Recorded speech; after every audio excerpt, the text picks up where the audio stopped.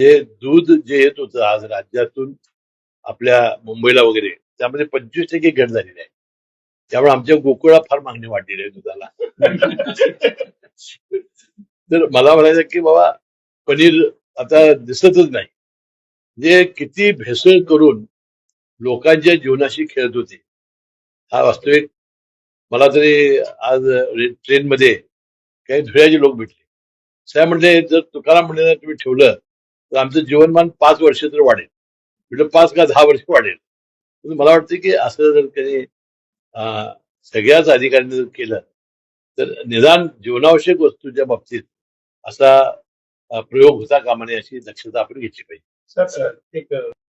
बाळ, fridge मधून श्रीखंड काढ ना. आम्ही पूर्वी घरीच बनवायचो श्रीखंड.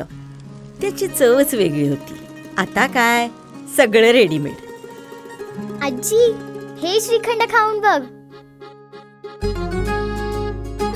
आज तुझ्या आईनं घरीच बनवलं की काय? हे आहे गोकुळचं श्रीखंड. अगदी जिभेवर रेंगाळणार. जिभेवरच नाही तर मनावरही रेंगाळणार. गोकुळ श्रीखंड, मनावर रेंगाळणार.